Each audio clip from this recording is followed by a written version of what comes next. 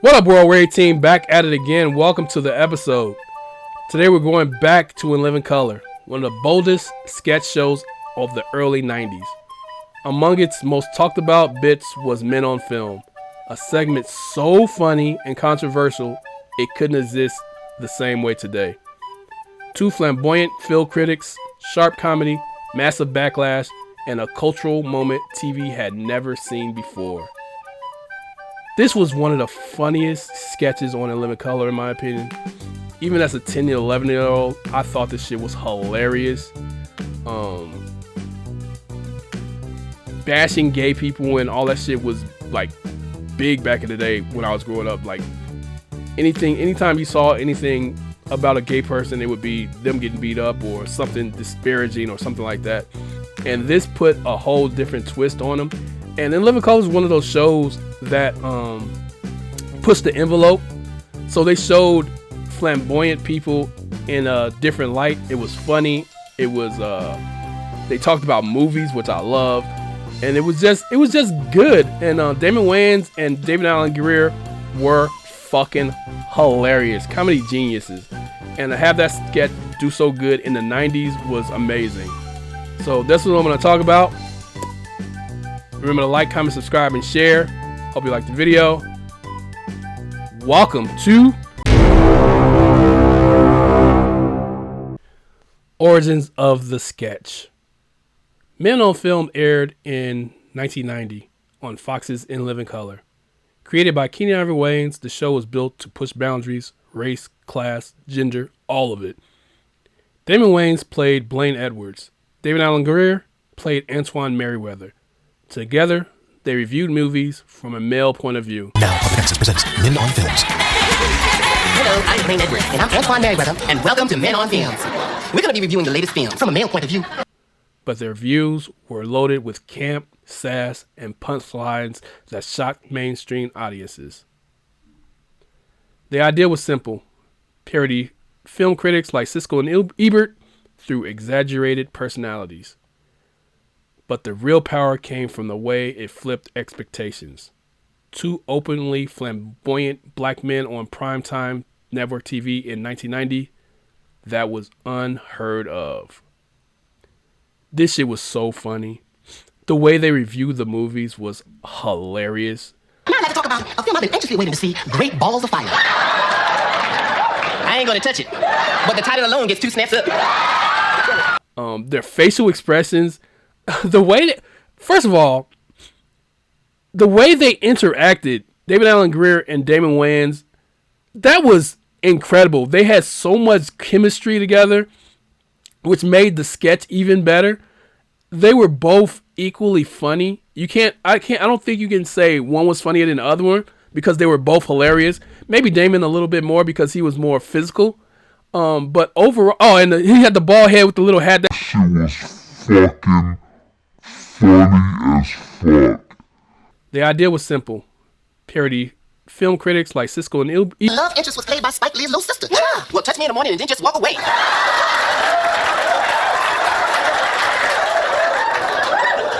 I don't know. I think you should go see this again, then you tell me who's who. Tell me, you can go without me. Twan. Man, Twan. Okay. But it was genius in the way they did it. Like I said, in the 90s, this was not on TV at all. There was nothing with flamboyant people, nothing gay on TV at all. And this really pushed the envelope. And to have it succeed like it did, it was one of the best sketches on the show. Was amazing, like I said, for its time. How the humor worked. The humor came from contrast. Slick movie talk mixed with outrageous one-liners. They critiqued Die Hard, Batman, or RoboCop, then rated with a legendary 2 snaps up. Finally, we have Die Harder. What a way to go. 90 minutes with Mr. Bruce Willis. Oh, yes, don't tempt my tummy with the taste of nuts and honey. You know, the only thing I didn't understand was all the violence in the film, because the title suggested a love story. I second that emotion. I think this one still deserves the new and improved 2 snaps, a twist, and a kiss. They weren't mocking gay men. They were mocking stereotypes. Both actors said the sketch was about flipping how Hollywood portrayed black and gay characters. By being over the top, they forced viewers to laugh and think. So the way they rated the movies was hilarious. So they would have a Die Hard and talk about Bruce Willis and shit. and they would give it two thumbs up or whatever the fuck, 2 snaps or whatever. And then they would fucking rate like a movie like Pretty Woman, and they both fucking hated because it's about a woman. And that brings us to our next category, fish stories. First there's Little Mermaid. Hated it. Then there's Splash. Hated it. And finally there's Thelma and Louise. Double hated it. That shit was so funny, and I think that's what got a lot of people. The way they acted, it was so fucking funny and hilarious, and it wasn't demeaning towards gay people at all. It was just men talking movies, which didn't happen back in the day unless you watch Siskel and Ebert. Now you see it all the time, but it was way ahead of its time in that terms of thinking, and now we got all kinds of shows with gay people hosting and gay Queer Eye and shit like that. And I think this was like the ushering in of that kind of TV. Even though it was a sketch, it made people comfortable in bringing out gay people to do different types of TV shows. And they're all successful, so I guess they're innovators in that sense. The controversy. Not everyone was laughing. Critics called Men on Film offensive and harmful to the gay community. Some networks wanted it canceled. Others called it brave satire for tackling taboos no one else would touch. In the 90s, open LGBTQ representation was almost non-existent in comedy.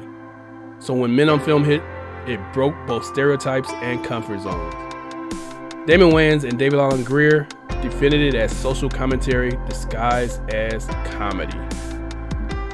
Like I said, this is true. That shit was not on TV at all. And like I said, when it was on TV, it was all negative.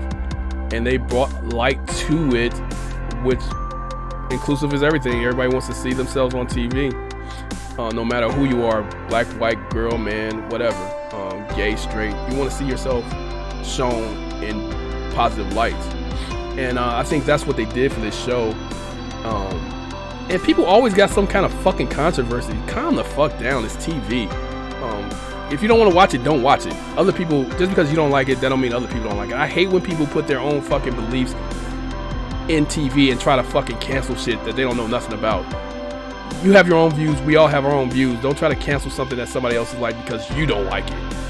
I just don't like that cancel culture type bullshit. It's fucking stupid, and it doesn't help anybody. You have the right to not watch the show if you don't like it. If you want to watch the show, watch the show. Don't try to cancel it because you don't like it. Cultural impact. The sketch became so popular, it turned into a recurring segment. Even stars like Jamie Foxx and Kim Wayans joined in later versions. It spawned spin-ups like Men on the Books or Men on Vacation. Viewers quoted 2 snaps up everywhere, from late night talk shows to real movie reviews. The sketch blurred the line between satire and representation. For some, it felt empowering to see queer identity openly visible. For others, it reinforced old cliches. But no one could deny it made history. Like I said, people are going to complain. You don't have to watch the show. It was super funny. It's a comedy sketch show. There's going to be... First of all, In Living Color talked about everybody. They talked about disabled people. They talked about... what's the word people want to use? Not the R word. Not retard. Mentally disabled people. I don't know what the fuck word is, whatever. They talked about everything. Please welcome our first Jewish superhero, Beardman. Chico, the human computer, our first Oriental. This Angry Woman, the world's only black feminist lesbian superhero. This handicapped superhero, Handyman.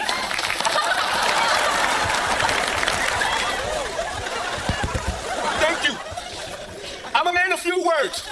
And I'd like to say to all those who never believed in the power of the handicap, there's a new sheriff in town, and this is his badge. So, for people to get upset about this was fucking dumb in the 90s, it was just a funny TV show, and people liked it, and like always, people who have sticks up their ass go complain about it, which I never liked. Even as a little kid, I hated that shit, so. And it still happens today. People want to cancel shows all the time and cancel movies and shit like that. Just stay at home and fucking read your fucking boring book. Like, give me a fucking break. But I love In Living Color. Like I said, this is one of my favorite sketches. I love when they had the guest people on the sketch. It was so funny. I loved when they changed the whole theme or whatever. One of my favorite sketches, I should say, is when Damon Wayans' character went straight. What you doing, man? Blaine? Blaine, are you okay? Hey, I'm like, what's up with you? What's those funny clothes about, man? Take my hat, man. Get that little thing out of here. Finally, we come to that sly fox of the network and their show Married with Children. Loved it. And I think they did that for like 3 episodes or whatever. It was so funny because he was saying he liked some of the movies that featured women in the reviews or whatever. And I love the way they had it go on for a couple episodes. It was so funny. And then how he turned back into to himself was funny too. That's it, man. You want a piece of me? Come on, go for it. Give me a best shot. Give me a best shot. Come on.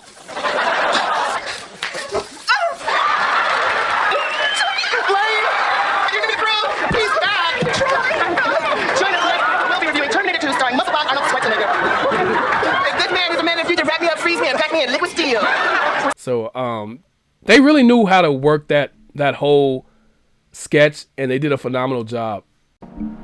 The legacy. Men on Film opened doors for sketches like Mad TV's flamboyant characters, SNL's more open portrayals, and even talk shows embracing camp humor. Today it stands as proof that risk-taking comedy shaped the 90s. Damon Wayans and David Alan Grier both went on to huge successes, but Men in Film remains one of their most defining works. It's outrageous, funny, and uncomfortable all at once, which is exactly what In Living Color was built for. They were definitely the right two for this role. They played the characters so well. First of all, they're brilliant comedians and actors. They've been doing it for years. I'm currently watching the show that David Alan Grier is in, the Doctor Show. It's real good, and he's funny in that show even today, like 30 years later. So they definitely picked the right characters for that sketch.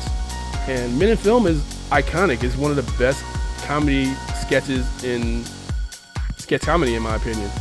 It stands up today. It's super funny, and people love it. Even when people try to cancel it, they didn't cancel it. They kept it going, and it's still a success. In the end, Men on Film was more than a comedy sketch. It was a time capsule of how far comedy could go, and how laughter can challenge the rules of television. That's gonna do it for the video. Thank you guys for watching. You could have been on anybody else's channel, and you decided to watch mine, so thank you. I truly appreciate it. There's only 24 hours in a day, and you gave me a couple minutes of your day. Hope I didn't waste it. Remember to like, comment, subscribe, share. I respond to all the comments. Hope you liked the video. I thought this Men on Film was hilarious, and I just wanted to share my opinion on it. Let me know your opinions in the comments. Have a good one. I will get you guys on the next one. You've been watching